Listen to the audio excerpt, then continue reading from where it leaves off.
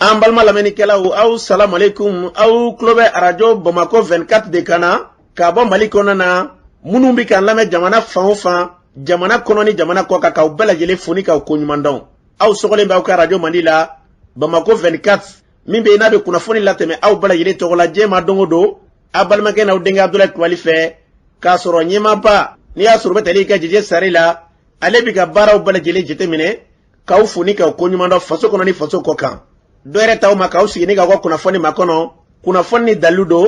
tiɲɛ ni ala ye siran ye kan kunnafoni gɛrɛgɛrɛ anw sigilen filɛ kɛnɛ kan. O de kan ka bɛn bi kunnafoni lasutuma bi araba ye araba min na bɛnnen bɛ nadarasa kalo filanan février kalo don bi o tile 23 ye ka bɛn 2022 san ma farafin kalo min y'a sɔrɔ n'o ye arajaba kalo ye an balana ka fɔ jate la bi ale tile 21 ye san kalo 7 don hijira san 1443 san dugo de bi kɛ ala ka ɲɛ ka dama. Bakurumba fɔla bi kunnafoniw filɛ Mali ni jamana min bɛ n'i y'a sɔrɔ ye Faransi jamana ye bi wulikajɔ kɔni kɛra an ka jamana ma ɲɛmaaw fɛ Faransi jamana u k'a fɔ k'u ka taga bɔ an ka jamana kɔnɔna na o ko kɛra cogo jumɛn la Mali ministre ɲɛma ale b'o ɲɛfɔ an ye kunnafoni ye ɲɛfɔli kow la ka taa se bi min ye lakana ye o bɛ ka dili don waati min na waati kelen kɔnɔna na min y'an ka jamana lakanabaaw yɔrɔ ni yɔrɔ n'u bɔra ye jadiwala tigilamaw b'a la ka se ka gɛlɛya ta ka ɲɛsin yɔrɔ dɔw ma kunnafoni ye ɲɛfɔli kow la. An baladan k'a fɔ min ye farajɛla fanga kunda min n'o kuma bɛ sen na k'a dɔn k'a fɔ sodenw ye sigikafɔ min kɛ n'a yɛrɛ k'a fɔ ko farajɛla fanga k'a kunda ka taa san 5 la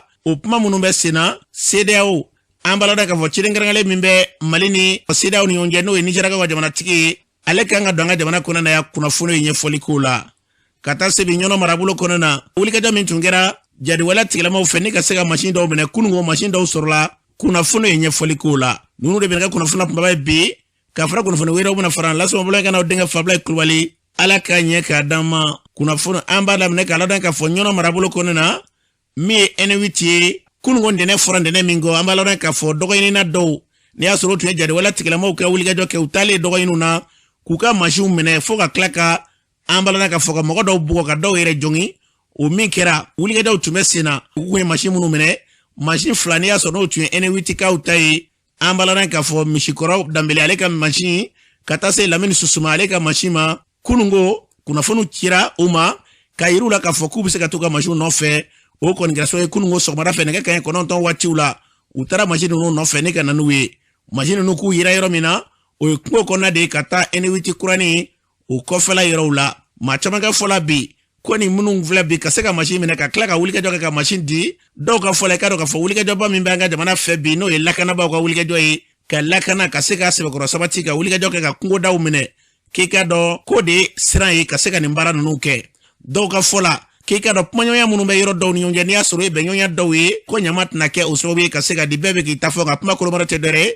machine ninnu kɔni i ka dɔn k'a fɔ k'u segira wa moto taxi dɔ an baladan k'a fɔ o yɛrɛ tun b'a la o tigi fana ale fana ka moto taxi sɔrɔla maa caman bɛ bi mara ninnu kɔnɔna maa caman ka fɔla ko ni wulikajɔ minnu bɛ senna bi hali bi n'a dili donna ko an ka jamana kɔni k'a kun bɛ basigi e ka dɔw de ka gɛlɛya min b'an ka jamana kɔnɔ ka se ka fura sɔrɔ o la an bɛ dugawu kɛ ala ka kɛ ten n'an bɔra yen an baladan k'a fɔ jabali fara kɔfɛla la kunun sufɛ ni k'a dugujɛ kunungo tarata la wulikajɔ kɔni kɛra an ka jamana lakanabaaw fɛ o yɔrɔw la kosɛbɛ kosɛbɛ ka se ka mugu kunkan dɔw an baladan k'a fɔ o yɔrɔw la min ye ka dɔn k'a fɔ mugu fili camanba de kɛra ka maa caman bɛ yen bɛɛ lajɛlen kun bɛ ja kan k'o sababu kɛ jadiwala tigilamaw a yirɛlen bɛ k'a fɔ ko dagayɔrɔ dɔw de yelen b'u la o yɔrɔw la bi jamana lakanabaaw b'u sɔn o waati kelen kɔnɔna na dɛ min ye ntɛnɛndon ye o ye kaden sugu ye kunna seningo wulikajɔ kɛr'u fɛ jadiwala tigilama minnu bɛ yen n'i y'a sɔrɔ tuma min na ni Mali sɔrɔdasielakaw kun bɔra kɛnɛ ka lakana hukumu kɔnɔna na o dɔw tun y'u yɛrɛ ɲini o yɛrɛ ɲiniw kɔfɛ lakanabaaw kɛlen kɔfɛ ni ka munumunu zalo kɛ ka taa fala fan dɔ fɛ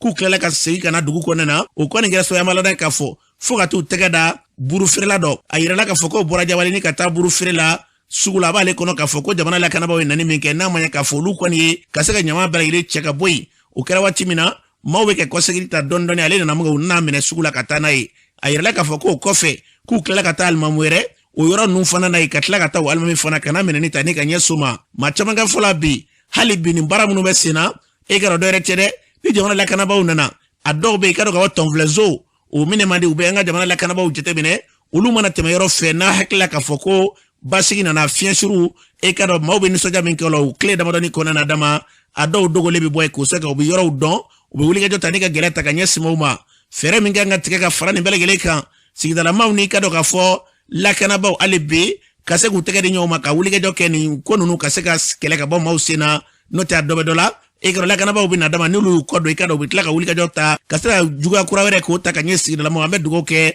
maa minnu bɛ nin waleya ninnu kɛ ala ka sigidaw ne k'o don kalo dibi la n'an bɔra ye an balana k'a fɔ min ye an ka jamana kɔnɔ na wulikajɔ min bɛ sen na n'i y'a sɔrɔ n'o ye malidenw kɛrɛnkɛrɛnnenya bɛɛ lajɛlen bɛ k'i kɛ nisɔn yira la k'a sɔrɔ k'an ka jamana maa ɲɛmaaw ye wulikajɔ kɛ faransi jamana ka se k'a fɔ k'u kɔni k'u ka minɛnw ni bɛɛ lajɛlen fara ɲɔgɔn ka bɔ an ka jamana kɔnɔ na o kuma min fɔra yalima baara in yɛrɛ a nana nacogo jumɛn de la mali minisiri ɲɛmaa Dr Chokal Kugala b'a ɲɛfɔ an k'a lamɛn. Faransi président a ye kumaw dɔ fɔ n bɛna essayer ka gouvernement hakilina fɔ u la pour an ka jamanadenw maliyɛnw u k'a faamu parce que olu ka média baw b'u bolo u bɛ kumaw fɔ u bɛ mɔgɔw hakili soɲɛ n b'a fɛ ka maliyɛnw hakili sigi k'a fɔ ye diɲɛ bɛ yɔrɔ min na u bɛ taa u ko parce que gouvernement in b'a fɛ ka fanga confisquer k'u bɛ taga ko parce que Russiw nana k'olu bɛ taga ko parce que an t'u fɛ ko anw ye fitiriwalew de k'u ka sɔrdasiw sara yan ko o tuma an man ka ɲinɛ o kɔ ko n'olu kun ma na mun de kun bɛ kɛ Mali la n b'a fɛ ko question bɛɛ jaabi kelen kelen question laban ye mun ye ko n'olu kun ma na n b'u jaabi n'olu kun ma bɔnɛ sigi Libi ka Libi ci nin tɛ sɔrɔ olu de ye Libi ci olu de ko k'u bɛ Mali fara u ka ɲɛmɔgɔw déclaration officielle bɛ yen ne bɛ se k'u bɛɛ ta kelen kelen kelen kelen mais o tan tɛ ne bolo bi ni débat bɛ yen n bɛ se k'u tɔgɔ di donc olu dan ni bɔnɛ ye aw nana tasuma dɔ yɔrɔ min na a tila ka n'a fɔ k'aw bɛ tasuma faga mɔgɔw ye tɛgɛrɛ f'aw ye aw bɛ n'a fɔ sisan ko n'aw kun mana jamana kun ma jeni hali n'u kun mana ale kun bɛ solution dɔ sɔrɔ o ye kelen a filanan u bɛna don min na u ko Mali gouvernement de y'u wele de ye sɛbɛn bila mais n'an bɛ ɲɔgɔn bonya n'aw bɛ taa aw bɛ sigi an bɛ kuma a karisa ne b'a fɛ ka taa nin waati la a y'aw labɛn an bɛ taga a filanan accord de défense de bɛ an ni wulu cɛ an y'a signé de n'aw b'a fɛ ka bɔ o la aw b'a fɔ an ye mais ka wuli ta parce que fanga sigira aw tɛ fanga min fɛ ko coup d'état de y'a wolo mais o président kelen a kun y'a fɔ kalo dama dama ko gouvernement de transition fɔlɔ k'a sera ka baara min kɛ kalo 3 kɔnɔ ko ka ca ni gouvernement kɔrɔlen ko ye min kɛ san 7 kɔnɔ o gouvernement fana kun bɔra coup d'état la pour que ko k'a ka ɲi rectification min kɛra le 24 mai 2021 o de digir'u la a digir'u la mun na parce que kabini président Assimi Goïta sigira le 7 juin 2021 a ye sira ta min man di u ye parce que a ye hakili jagabɔ kɛ an bɛɛ maliyɛnw bɛɛ hakili jagabɔ kɛ faransɛw bɛna yan don min na u ko Mali président de lettre sɛbɛn ka c'u ma u ko k'u bɛna Serval kɔnɔ ka terrorisme kɛlɛ k'a ci k'a bɔ Mali la détruire le terrorisme ka Mali kɛ jamana kelen ka farafara fɔli bɔ a sabanan Nations Unies bɛ résolution min ta k'u ɲɛsin Mali ma k'u appliquer 109 kɔfɛ terrorisme bɔra kɔrɔn fɛ k'an ka jamana 80% minɛ Mali ma kɛ jamana kelen hali bi problème filanan ye mun ye an ka soldasiw bɛɛ sa u b'u bila fosse commune de la parce que u tɛ se ka u ta ka taa u su dɔ sutura la an ko k'an bɛ avion sa ni soldasiw bɛ kɛlɛ la ka na ni appui ye u ye ni minnu sara an k'u su ta ka taa k'u sutura an y'o avion sa u y'a bloqué ko a tɛ d'an ma k'a sɔrɔ an ye wari san Espagne fɛ an ye dɔ san Amérique fɛ u y'a bloqué k'a sɔrɔ an ye wari san mais a laban b'a kɛ min na an bɛ taa mɔgɔ minnu fɛ u tɛ se ka chantage kɛ min na hali lunette à visée nocturne n'i bɛ taa kɛlɛ la su fɛ lunette min b'i yamari ka se ka yɔrɔ ye i n'a fɔ tile hali u b'an bali ka san ko parce que embargo donc an bɛ taa minnu fɛ an teriw fɛ u tɛ se ka pression kɛ minnu kan o u bɛ ka Russie tɔgɔ fɔ an ni Russie dɔrɔn tɛ baara kɛ o u bɛ sara Russie o y'u ka problème ye an ni partenaires caman bɛ baara kɛ donc a kɛra nin cogo la à partir de la rectification président kura nana a b'a dɔn a bɔra min a bɛ taa yɔrɔ min na a kan ka taa yɔrɔ min na nin cogo la ale ni jɔn de bɛ taa a b'o dɔn o de man di u ye a kuma tɔ bɛɛ ye manamana kuma de. an balɔnna k'a fɔ nin tun ye Mali minisiri ɲɛmaa Dr Chokal Kugala Mayiga nin tun y'ale kan ye a fɔra cogo min na kuma kolomara tɛ dɔ wɛrɛ an ka jamana ɲɛtaa basigi lafiya u bɛ se ka sabati cogo min na k'o y'a kunba di an bɛ dugawu kɛ ala ka kɛ ten n'an bɔra ye ntɛnɛn su wɛrɛ fɛ ne ka dugu jɛ kununko tarata la falajɛkaw fɛ garabali min bɛ yen tasuma donna ale la o tasuma donna min kɔni bɛɛ lajɛlen bɛ k'i ta fɔ kununko an ka jamana maa ɲɛmaaw olu taara kɛnɛ kan minisiri yɛrɛ ka se ka taa ye kɛnɛ kan fɛn min bɛ bi n'i y'a sɔrɔ wulikajɔw la a kɛlen kɔfɛ ne ka jateminɛw bɛɛ lajɛlen kɛ u bɛna baara min sigi sen kan a da sera olu bɛɛ lajɛlen ma mi ka do ka fa tasuma kasara e mamunu soro ka ta se ministre yere ma angu ka shira lame an tigin be tasuma wulla na girna ka ngomene no ta ngomi bo e mi shu kambo uru kon bol da do chambol be ta kambo ne minando bo ko ta katano pla sala be se kana ina ne nanta ko daya maslai so ni minenu ne plume samba kala ko kana pe jini fini ya be mana dugu de jenna ne bumbora ne tara chila dugu ono mo ne nana soro tasuma sera ne ga bugu ne ga ro trafa o mine mo ne dona ne mun soro ne luta ka aton ne ma se ga luta tasuma ne tasuma kuma me cogo minani o ko dare kumbe ka shefa wa jamu ne yira ko bitigi de do ajamu ko gazi ama do mo kelim kondo o ne birile no ne nyabala mo be ka boli ka yela sanfe ne ngoro tango mo ne be ndro ne nyebe shishi la sanfe o ere de kera ne ere ta yala mana jona de sabe bena wota bena so ken kera na so ayo garba fan kelim be jel to so chaman de jod ba kebe ni binani ni wolonfla o de jenna aywa famille de déplacer nous nous bora yoro wele kana usiya kemeni saba ulu ko ni sekera ulu ka yoroma anana anyaye ka fo abe botasma tasma jumene do tobli tasma mo be ka tobli do tasma fa do fana tay nyama o be nyama jenu be tasma ka lo bu ko dum aywa ni yoro delele fiya be ni du go garabali go baga le be garaballa baga be balu ni o ni binjala no binjala ndum be ba don ka fo atasma takadi o be so mun ngona ya fana gawde do gaw fana ye binjala o fana tasma takadi donc yoro min do ni tasma fitini ndamna na ala kan kisabe cha ko jugu donc nyuma an kuma nu fe u ka leje ni mi klara to bila dro ala tasma fa u ye fen chama fanye u ye la nyini chama ke kuna mse ko o sabati amina o leje ambalodan ka fo ni tuye mamun be ni aso ne gela e ulu soro kata se jamana nyama u ka chebo kenekan afra choko mi nambe dugo ke ni yoro ini ye chen damadoy tasuma bi yensoro fa bi se chen sigiro ma saba nyono ma kaseka kasarabata ka nyesimo ma fere mena tiga jamana ma nyema febi o ye ka wuliga jo ka nywana u kaseka fusiro do nambe dugo ke ala ka keti nambura ye ambala ka fo sente ulu ye franyonga minke ni asoro ne ka ire ka fanga franyila fanga akunda hakela mi tara faso de ufe ka latike ka fuko aklai ni ala soro mo bo kokoro o bara minkera mi ka do ka fo Yusuf Kulubali ale ba nyefanye angalame ne nusonjali no adne sewalendo ni ma yira ka foko bembe malila parce que anye yeleman do sharia bakulu mumbe franjila fanga yere lawalia na be fo mako charte de la transition anye yeleman mun da konana yeleman numbe talike fendamana mona transition yere janya amma damara wati keregere la me anya foka foko maljombe na munga ka tola o fana ga boyno vice président ga possible kumbala anyo bwala ani CNT ka daele pour que ka do fara mo kan abo go keme ani mugan kele na kata keme ani binan ni wolon flala ina fo assemblée nationale kumbe chogomina o cadre konana komi assise de kunya demander ka fo ko kala walia donc olu de kumba kono donc anyo olu la walia iba do ka fo no la kuma be awni en kerefe jamano ni ñonche ani communauté internationale ni ñonche o cadre konana donc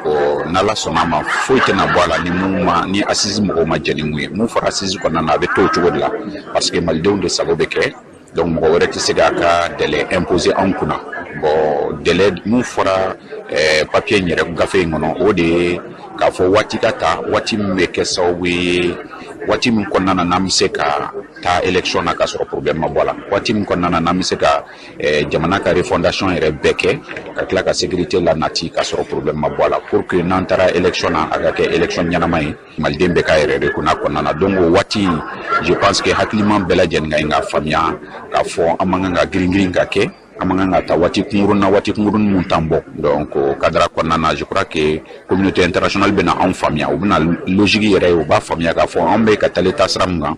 donc on a gringirna ame segin korolenga ban la segin kofe mais na tora ni wati nyanama dira wati meke sawe nam se ga bara beka konana o yo no yale ambalodan ka fo ni tuye Yusuf Kulubali ka sente mado afra choko na jamana embassy lafia yara bi ala ka jamana mblostraka na mbura mi o bara mi be ni asono bolodara ndenendo kunungo Nigeria ka jamana ti koro ni asono Goodluck Jonathan ale mi esiga fo dombaye anga jamana ni sida oni onje ale ko ka be femi fo chena la ka kai ka do fa lete sida o manyemaye nga onata bele ko na ale ba hakla di mi e ka do ka fo sanduru franjela fanga e ka do ko kunda ko ni uka fere bele ka ale be femi fo anga manyema we kaseka dobo la ngani ala sura ma yere ka nga do anga jamana ko na ya sini ananga jamana manyema o olu kan ka siga fo dɔw ni ka se k'olu kɛ a bɛ fɛn min fɔ min ye ka dɔ ka fan fila bɛ lajɛlen fɛ bɛn bɛ se ka kɛ nin ko in ka cogo min na e ka dɔ ko y'ale ka laɲini de an bɛ dugawu kɛ a fɔra cogo min na an ka jamana basigi lafiya bɛ na sira o sira fɛ ala k'an ka jamana bila o minɛ kɔnɔ n'an bɔra yen an b'a lɔn k'a fɔ ARMRTP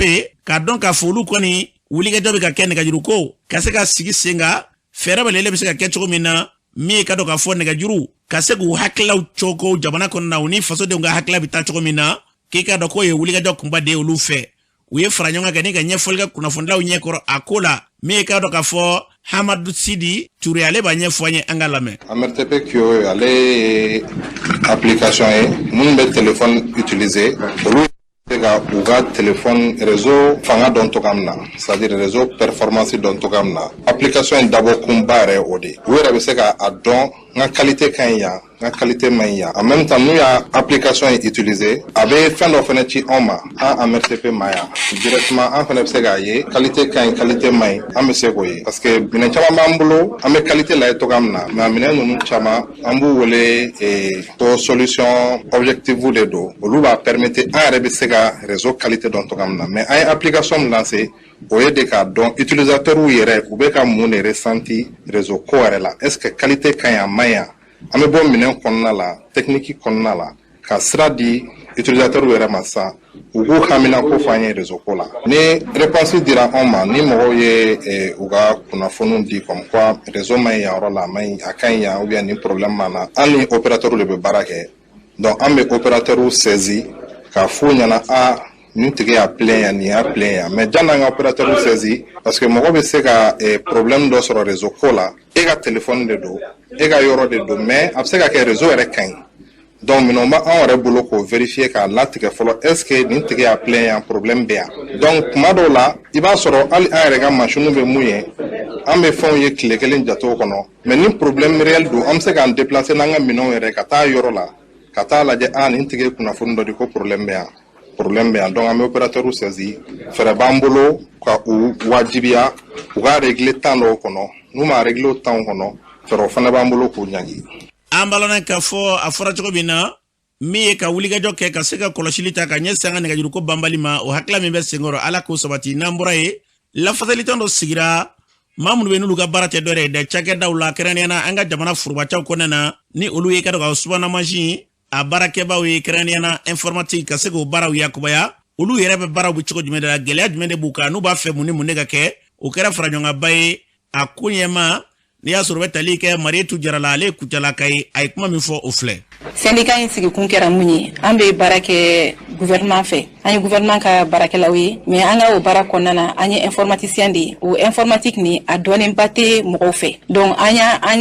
y'an yɛrɛ kɛ jɛkulu ye pour que ka se ka an lakodɔn ani gɛlɛya minnu bɛ an ka o baara kɔnɔna na u ka se ka lakodɔn o gɛlɛya in dɔ ye an bɛ baara mun na u b'an bila baara wɛrɛ la mun tɛ an ka baarakɛtaw ye an b'a fɛ u k'an bila an yɛrɛ ka baara la a filanan fana o baara fana kɔnɔna na minɛnw caman t'an bolo ka se ka an ka baara kɛ an b'a fɛ gouvernement ka minɛn fana d'a ma an ka se ka an ka baara kɛ a sabanan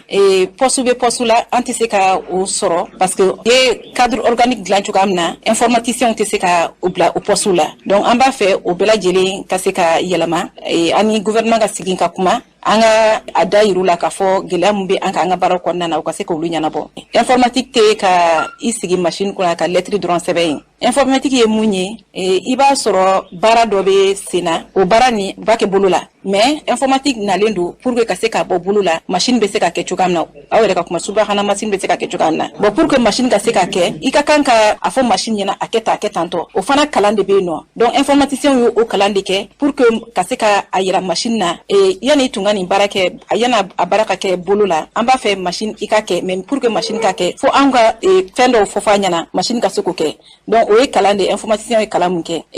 n'i y'a ye fana an bɛ se ka fɛn caman bila bɔlɔlɔ kan i b'a sɔrɔ a organiseren don o fana informaticien ka baara de y'o ye ka machine bila réseau kan walasa baara bɛ se ka kɛ cogoya min na kunnafoni bɛ se ka cɛrɛ yɔrɔ bɛɛ la cogoya min na ministère ni ɲɔgɔn cɛ Mali ministère ani dugu wɛrɛ ministère fana ni ɲɔgɔn cɛ o ye informaticien ka baara ye. an balanan k'a fɔ Marietu y'a fɔ cogo min na wulikajɔ min bɛ sen na min da ka di an ka jamana na k'u kɔnɔna na ala ka kɛ ten n'an bɔra ye ɲɔnɔnkaw fɛ yen min ye ka dɔn k'a fɔ kalanso min ɲɛsinnen bɛ kɛnɛya ko yɛrɛ sabatili ma n'o ye école de santé ɲɛta olu ye fara ɲɔgɔn kɛ ni ka jɔnjɔndi dɔw kɛ dɔgɔ furancɛ in kɔnɔna na o baara min kɛra min ye kalanso in ɲɛma ye n'i y'a sɔrɔ Saliya Kulubali ale b'a ka nisɔndiya jira ko sen fɛ an ka lamɛn. Kalan suguya 2 don a bɛ fɔ min ma ko infirmier olu bɛ san 3 kɛ kalan na o la olu fana cɛcilen bɛ 2 ye muso dɔw bɛ jiginni kɛ mais cɛ dɔw bɛ furakɛli kɛ ani muso dɔw fana bɛ furakɛli kɛ ka fara olu kan donc muso minnu bɛ jiginni kɛ olu ye infirmière obstétricienne maintenant cɛ minnu bɛ furakɛli ani muso minnu bɛ furakɛli kɛ olu ye infirmière de santé o ye sira fɔlɔ ye a sira filanan b'a fɔ aide-soignant et matron o fana matron o ye minnu bɛ jiginni kɛ o ye kalo 6 kalan ye maintenant aide-soignant o ye minnu bɛ furakɛli kɛ o fana ye kalo 6 kalan ye donc sira 2 don mais o sira kelen cɛ bɛ 2 ye minnu ye infirmier ni infirmière ye maa 52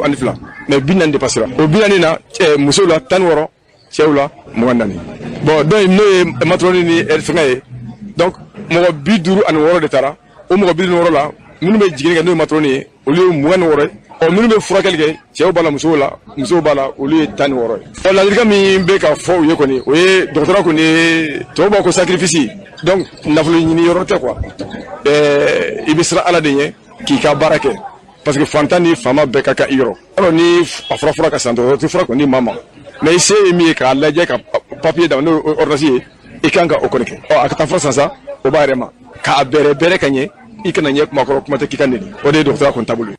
An balona k'a fɔ Saliya Kulubali a fɔra cogo min na maa minnu bɛ yen n'i y'a sɔrɔ n'u ye kalan in kɛ ka se ka ɲɛ sɔrɔ wulikajɔ min bɛ sen na bi jamana kɔnɔ na ka se ka bɛɛ lajɛlen bila nin ɲɔgɔn na u ka se k'u caya an ka jamana kɔnɔ na gɛlɛya bɛ se ka kɛlɛ ka bɔ an ka jamana sen na cogo min na o y'a kunba de Ala ka baaraw bila o minɛ kɔnɔ n'an bɔra ye min ye ka dɔn ka fɔ ntɛnɛn tɛmɛnen na ɲɔnɔ marabolo kana kɛrɛnkɛrɛnnena B3 donso daga sigidalama dɔw ka fɔ la bi k'olu bɛ ka gɛlɛya ta ka ɲɛsin maaw ma o kuma minnu fɔra n'i y'a sɔrɔ dɔw b'a la ka ɲuguna ta ka ɲɛsin u ma baara kɔnɔ na ni kunnafoni tarila ndɔbugaw ka omu fɛ o baara min kɛra min ye kabila kɔnɔ na dɔw fara ɲɔgɔn ka yɛrɛ ka fɔ ko baara min kɔni kuma min bɛ ka f'u ka donsoba la n'o ye Sinaya ka maaw ye ko tiɲɛ kuma tɛ wa ko Sinaya ka maaw k'u bɛ baara la maa dɔ b'u ka sira di an ka dɔw lamɛn. Ne ye Jɛnɛba Kalo se ka bɔ biya wɛrɛ la mɔgɔ minnu bɛ ka to ka wele k'a fɔ ko Sinaya donna ko Sinaya bɔtaw est-ce que Sinaya gɛlɛya de sigi olu ka fɔlɔ sani b'a ka jigin i den yɔrɔ la i t'a yɔrɔ ma i bɛ jigin yen de la olu b'a fɔ ko Sinaya sigi ma cɛmancɛ la ko mun na Sinaya tɛ se ka taa kɔfɛla fɛ ka taa sigi yen Sinaya bɛ se ka taa sigi yen cogo di k'a sɔrɔ la mɔgɔ ma b'olu ka dugu la n'i y'a mɛn ne ma ko wala o b'a sɔrɔ a kun yɛrɛ b'a b'i yɛrɛ de bolo u bagalen de don Sinaya ma n'o tɛ minnu ye gɛrɛndɛ sigi u la u b'olu dɔn u bɛ ka mun kɔni fɔ Sinaya ma kɔni nin tɛ Sinaya jogo ye bi olu bila yan a dɔw jumɛn Sinaya bɔra ka taa gɛrɛndɛ sigi olu da dɛ u ye bɛnkan ta ni jaalisi minnu ye u t'olu yɔrɔ dɔn a bɛnkan de kuma ka taa n'i ye bɛɛ tora dugu bɛɛ lajɛlen fara ɲɔgɔn kan ka fɔ Dabakan ninnu yɔrɔ la k'a bɛɛ bɔ k'a bɛɛ kɛ donso ye Sinaya bɛ se ka fara u kan Sinaya bɛ kɛ ɲɛmaa de ye u mɔgɔw bilasira nka na aw kan ka taa dugu kelen ka maa kelen ma k'o ye donso ye ko Sinaya kelen k'o bɛɛ garidi Sinaya tɛ se k'o kɛ o Sinaya tɛ jinɛ ye wa hadamaden de don Sinaya minnu bɛ baara la u bɛ baara la yɛrɛ de mɔgɔ de ma sɔn ka fara u kan olu b'a ko Sinaya ye n'a ye nɔ Sinaya nana olu sɔrɔ yen munna Sinaya bɛ se k'o tɔgɔ ta k'olu sɔrɔ yen nɔ dɛ Sinaya jɔ cɛya jɔyɔrɔ dɔrɔn k'u jɔ cɛya jɔyɔrɔ de la u ka baara kɛ ni ɲɔgɔn ye Sinaya bɛ faso ko de la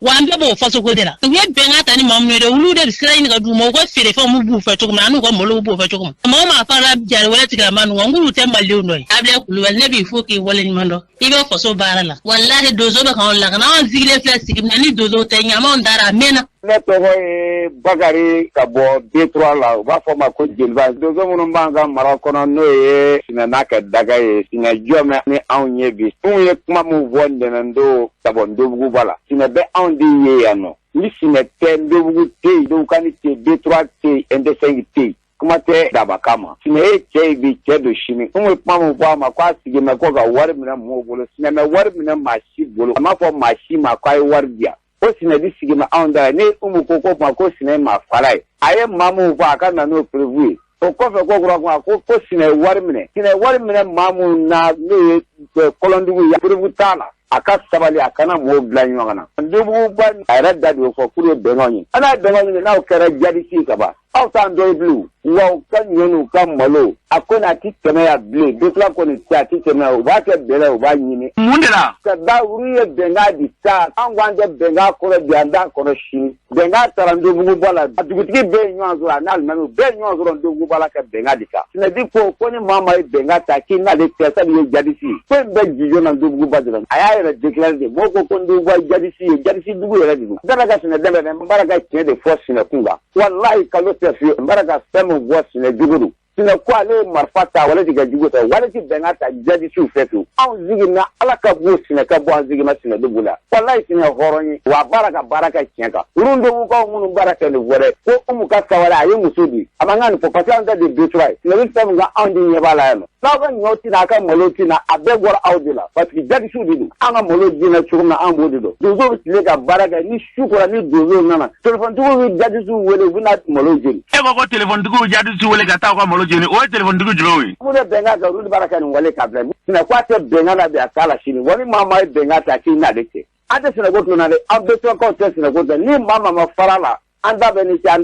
shini ambalona ka foni tu shira do kanye ambe dugo ke mi ka do ka fonyo famia ye jamana yi kasega basigi yarabiala abiba sistera usra fe ala kambla usra ka nambura ye kile aka ufe wuliga do bado kera mi ka do ka fo festival utedore de ka wuliga do ke nyene je kofe kasega ngala la fion kulubla doni mene konana kasega puma chama fwa konana jamana nyata kun ulu bere yele kera konana o senfe mi akola be ma ni asurba leke amsetula ale banye fwanye angalame kela choix nana togomina o bora nere amsetula parce que kela ye ville historique fem ba ko fem korokoro chamambe kela kungan mogo ba chamambora ya donc o mogo ba woni o histoire ketogo fe bara munu bulu daleno o ye ouverture kele influence ye débat oké donc muso ka kayere ye sra o fe thème kero ye ay o thème ta ko kenyina festival thème ye donc o baro takasala anye kumasi nyogon do oké donc ko nunu jara ko sebe donc ay artiste ba do fana wole donc an kanga yan kokoro fana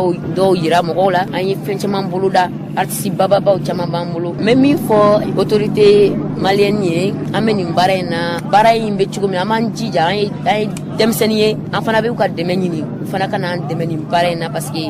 ikara chuko isera ika barala chuko ni ka bu autorité wi deme o be koto no ya donc an fana bu wele o deme na an fana ka sega o kana deme an fana ka sega mo chama deme ni sera en fait o kele donc même deme fami fana fonga pare ba fo ko sebe amala dan ka fo am setu ko fe mi ka do ka fo meri ni asurba talika mamadi jabatira le rek mata kene ka mi fo ofle festival ba asan samana ni seto 3e edition na ba ira ka fo ko yi bara chama ne edition temenuna même il faut am sutuye voye alibi anga ambulo di nyoma anga jesri ani kela ka partenariat aka sinsi ka formaliser parce que fendo be iba damine abe siro do la be wara katima bo armadin bara ndedu donc ni cadre kala ka c'est-à-dire cadre juridique kala donc o ba to shinima fo ngon kon be se ka aka ka lañini afefene aka si en collectivité ma anga sigi anga kuma anga ngon blasra parce que festival be ka wara ka ta fe ere ay 600 amba damne mam na damne ni manawi dina tagara ni karatawi ni ansra ka en fonga soro ka cadre ni se ka ina fo sambolo na terme flani ka se ka clôturer anga fonga frangonga donc o ba to gela jamambe am to ko kumbe donc o ko ni projet wi mba fo fene parce que festival ni ateka ke tlonga drawing avec a faire la c'est tout vraiment ina fo muso ka c'est ka dogu yere dalla promotrice ay partenaire ni munu muso demain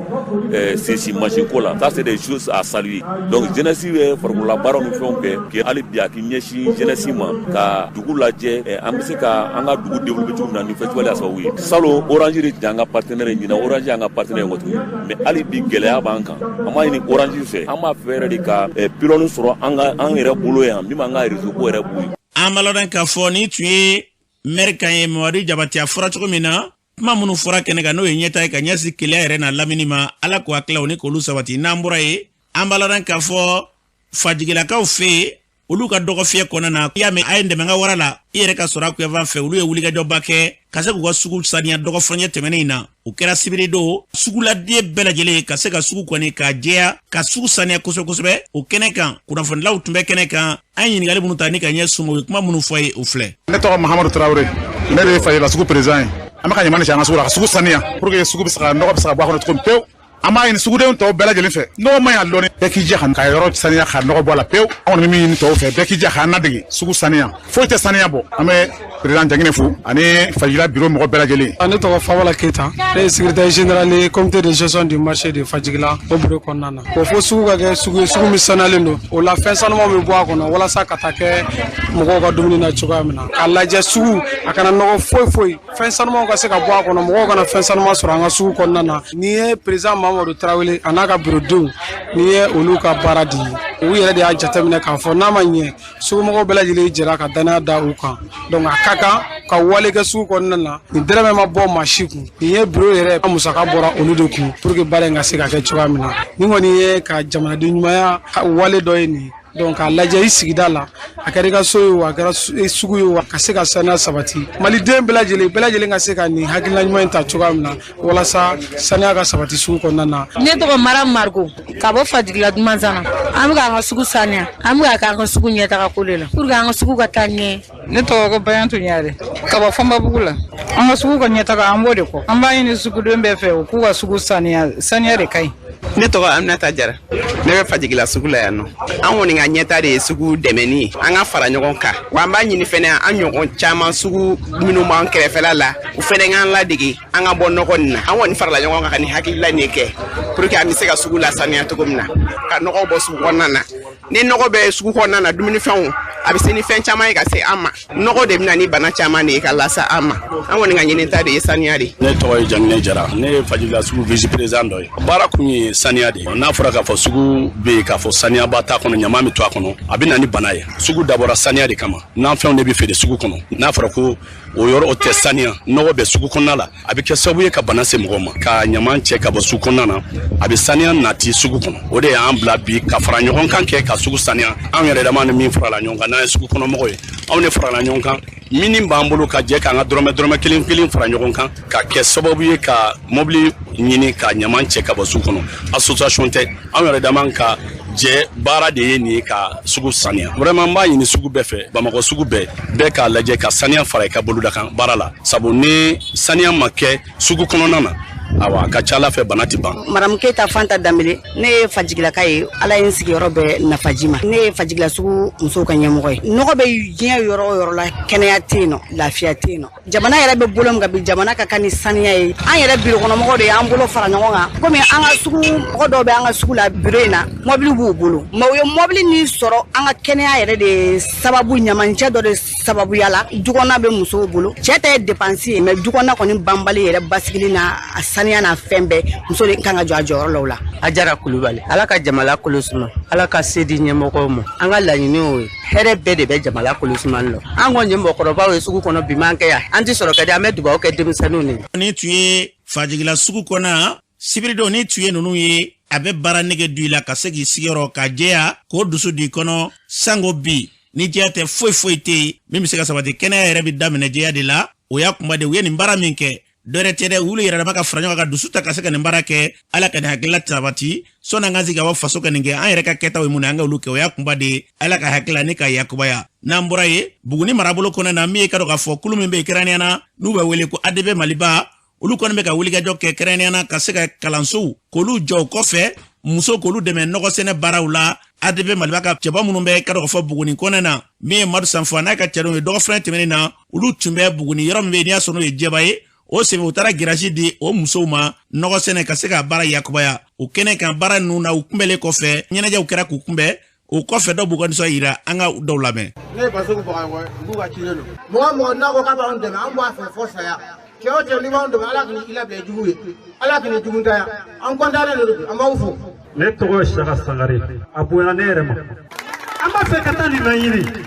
an taara laɲini an bɛna lajɛ an nana bolo jabakaw an bɛ baro n'a ka jama fo anw ye fɛn d'a ma a ka boli sanu ni wari musow ni denw olu de bɛ baara kɛ nakɔ kɔnɔ an b'aw fo k'a tanto dugutigi ni musokuntigi ni jeunesse tɔgɔ la an sara tɛ sɔrɔ bolo. n tɔgɔ Warabajɛ Bagasɛba kɛ ko a dilan fo gɛrɛsɛ ko ni dugumɔgɔ bɛ bɛn ne bɛn cogo ma a diyara an ye. Ne tɔgɔ ye Sinan Samakɛ ka bɔ Kankelen na ka Madu Sanfɔ n'a ka nagaba bɛɛ lajɛlen fo hali bi juru b'an na dɛ nin ye daminɛ ye n'an bɛnna kelen ma fɛn wɛrɛ kɔfɛ o ka girin ni nin ye ne tɛ n b'o fɔ a ye da kun yan ta an ka sɛbɛn dɔ sɛbɛkɛlaw la muso nin bɛ wuli ka bɔ jamana kɔ kan ka nɛnɛ minɛ ka taa nafolo ɲini ka na di an fantanw ma o sara foyi t'anw bolo ni mɛri bɛɛ y'i jɔ an bɛ lafiya. Ne ye Saliya Kulubali ye ka bɔ Kola salon an bɔra yan an baw y'a fɔ an ye ko olu bɛ baara jɔ la n'o ye nakɔ ko ye ko gɛlɛya b'u kan kosɛbɛ cɛkɔrɔba y'a layidu ta o ye n'o ye Madu Sanfɔ ye an filɛ dugu min kɔnɔ nin yan ye layidu dugu de ye. Jabakaw y'a kan ye ka sɔrɔ an ma u sɔn fɛn dɔw ma ko bɛ diɲɛna o ye jɔkɛbaliya ye an bɛ tɔn min na n'o ye ADP Maliba ye alu Bokar Diallo a ma se la dugu la o ye tiɲɛ mais baarakɛla tɛ o ye nkalon ye dɛ foyi tɛ Mali kɔnɔ bi ni nkalon problème tɛ Ala k'an kisi nkalon ma ka fili kɔrɔfɔ la ka caya. Ne tɔgɔ Ablaye Bamba n ye Mali kɔnɔ maire kɔrɔ ye Sénégal école de bɛ n bolo ni monsieur le maire Madou Sanfou nana grâce di aw ma o kɔrɔ ye k'a ka san bɛɛ de kɛ baara la fosi man ka manqué jɛbɛ yan tuguni. Ne tɔgɔ Adama Dumbuya ka bɔ Dɛɲɛ ne bɔ commune la Cɛmana Bani cɛ de ye Madou Sanfou a bɛ baara ta k'a kɛ jamana in kɔnɔ fan bɛɛ lajɛlen fɛ donc Madou Sanfou dan t'a la nin ye garage ye a bɛ pompe ka o se k'a di mɔgɔw ma a bɛ ekɔliso ka k'a di mɔgɔw ma dɔgɔtɔrɔso fana b'o cogo kelen na fɛn min dira aw ma aw b'a jija fana k'a minɛ a minɛ cogo la k'a tɔbɔtɔ hakɛtɔ a bɛ se ka aw nafa cogo min na. Ne ye Musa Kɔnɛ ye ka bɔ Buguni Hɛrɛmakɔrɔ Nord la bɛɛ ko Warabasiru barika Musa Kone. An ma ɲina jamanakuntigi kɔ kɛnɛ in kan an b'a fo an ka parti ɲɛmɔgɔ ADP Maliba ɲɛmɔgɔ Adu Jalo an ka foli bɛ se a ma. An bɛ kɛnɛ min kan fasojɔ kɛnɛ don ni ɲɔgɔn caman Ala k'a nɔgɔya Mali kɔnɔ a ka se ka kɛ kɛrɛnkɛrɛnnenya na an ka Buguni région fɛnɛ a ka se ka walakata a kɔnɔ kosɛbɛ. An bɛ Alihayiya Togola fo k'a sababu kɛ Buguni région kɔnɔ a cɛsiri la jɛbagaw Ala ye aw garisɛgɛ don jardin na Buguni mara bi bi in na an ka Ya Togola fo n'ale ɲɔgɔnna ye damabɔ ne b'a dɔn Buguni ka jidi a bɛ walakata wa an fɛn o fɛn bɛ togoda la i komi an bɛ jɛba bi an bɛɛ b'an ta sɔrɔ ne min filɛ nin ye Dr So a y'o jɔ ka di Tumu o de kɛra sababu ye ni an wulila an n'a bɛ diɲɛ fɛn o fɛn bɛ kɛ ni o ye Buguni ka ɲɛtaa sira ye a belebele n'a man kan an b'an seko kɛ nakɔ min ni a bɛna di aw ma Ala k'a kɛ hɛrɛ nabɔ ye an bɔra député kalafili min na an bɔra jɛba ye kunu a bɛ fɔ de k'a tuguru kɔ fu politikimɔgɔw don nka bi an k'an tigɛ di ɲɔgɔn ma komini denmisɛnw an b'u fo n'aw y'a jɔ a jɔyɔrɔ la an fɛnɛ b'aw kɔ ni Ala sɔnna an seko ye fɛn o fɛn an b'aw kunna wolo ni o ye.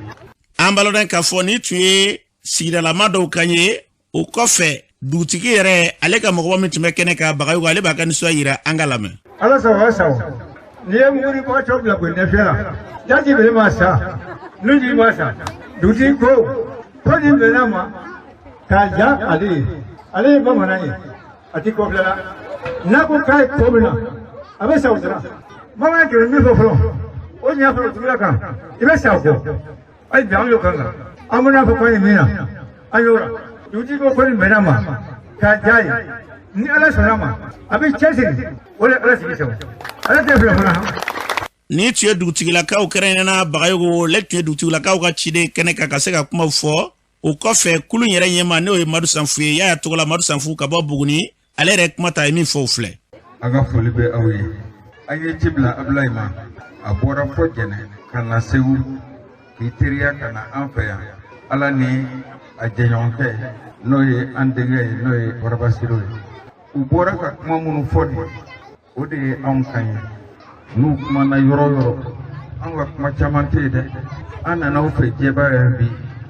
layidu tɛmɛnen o ka kuma de la jɛɲɔgɔnya dɔ n'o tɛmɛna Yarba ani a jɛɲɔgɔnkɛ min bɛ aw fɛ jɛba yan Musa y'a fɔ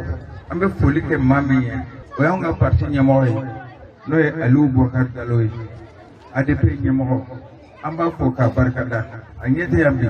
nka hakili bɛ yan denmisɛnw ye u baw bonya ko ka na grillage ɲini gɛlɛya min b'u kan bi n'o b'u tɔɲɔna kosɛbɛ o ye grillage ye an bolo kɛra min na joona joona ka na di aw ma aw fana lajɛ dɛ ci de bɛ jamana ni jidi ni bɛɛ y'i sɔrɔ fana sɔrɔ jagoya la mɔgɔw bɛ bɛn o kosɔn n ko dugutigi ka na an sigira kuma kɔnɔ fɛn min bɔra la o de ye grillage sɔrɔli ye an ye mɔgɔkɔrɔba ye an ta ye ɲinini ye ni minnu dira Warabasiru ni a jɛɲɔgɔnw ma a kan ka kɛ cogoya min na u n'o kɛ ten n bɛ journaliste nin bɛɛ lajɛlen fo dan tɛ foli min na vraiment u bɛ sɛgɛn min na Ala k'a dɔw ye. Ni tun ye Yaya Togola Madou Sanfou ni tun ale kan ye o kɔfɛ musow kɛlen bɛ ka nɔgɔba min ni ka se k'o sɛnɛ ɲɛ taara da yen nka ka kɛ nisɔndiyakoba ye ka tila ka dɛmɛɲɔgɔnya dɔw ɲini min ye dɛmɛ ye ka se k'o kɛ Aliyu Bokar Jalo ale ka tɔn ka wulikajɔ kɛ hali bi ka se ka ni don olu fɛ yen o ye laɲini caman kɛ kuma kɔlɔnkɔrɔ tɛ dɔ ye u ka mara kɔnɔ gɛlɛya minnu b'u kan ka se k'o bɛɛ lajɛlen pɛrɛtigɛ di an bɛ dugawu kɛ nin n'a ɲɔgɔnnaw filɛ ka se ka ninnu kɛ ka maaw dɛmɛ sigida kɔnɔ na o bɛ kɛ kolo fɛ dɔ yɛrɛ tɛ dɛ n'i y'a fara ɲɔgɔn kan faso ka ɲɛta don ala ka sabati n'an bɔra yan n bɛ taa jamana kɔkan na Umu Danbɛlɛ mun bɛ bolo bi. An karamɔgɔ an taga Niger jamana kan juma tɛmɛnen na denmisɛnninlakan maa 16 fagara mugufili dɔ senfɛ mugufili yɛrɛ kɛra ka ɲɛsin majugu dɔ de ma Maradi mara la Niger ni Nigeria dancɛ la mugufili yɛrɛ fɛnɛ kɛra Niger kɛlɛbolo dɔ de fɛ n'an bɔra an bɛna Qatar jamana kan ɲɔgɔnɲɛ dɔ kɛra kari tɛmɛnen na diɲɛ gazibonba jamanaw ni ɲɔgɔn cɛ walasa k'u ka se ka dɔ fara u ka gazi bɔtaw kan ɲɔgɔnɲɛ yɛrɛ kunba ye k'u ka bɛɛ kelen kan n'i y'a ta ka lajɛ ko jamana 11 de bɛ ɲɔgɔnɲɛ na irisi jamana bɛ o cɛ la n'an bɔra an bɛna Burkina Faso jamana kan maa 50 ɲɔgɔn bɔnɛna ani na sanubɔyɔrɔ dɔ la Burkina jamana kɔrɔyan fan fɛ bugujugu in de pɛrɛnna ka o kɛra sababu ye maa caman fɛnɛ olu fɛnɛ joginna n'an bɔra yen an bɛna Laginɛ jamana kan fanga sinaw Siriya Ture k'o fara Selun Dalin Jalo kan jamana marabagaw y'a ɲini u fɛ nin wagati in na k'u ka jamana ka so di u ma teliyala barisa ko so ninnu ye jamana ta ye an karamɔgɔ tɛ min sɔrɔ ni kunyɛli dɔ ye. An bɛ dugawu kɛ yarabiya la an ka jamana ka se jamana wɛrɛw basigi lafiya o bɛ sabati diɲɛ bɛɛ lajɛlen kɔnɔ cogo min na o se masaramani ye ala k'an to lafiya o hukumu kɔnɔna na gɛlɛya bɛ yɔrɔ yɔrɔ bi an bɛ dugawu kɛ an bɛ ɲɔgɔn fɛ dusukun n'a hakili ni taasira bɛɛ la an ka jamana a kunbɛ basigi kan ala k'an ka jamana basigi lafiya ka se k'o sabati an ka jamanaw bɛɛ lajɛlen kɔnɔna na.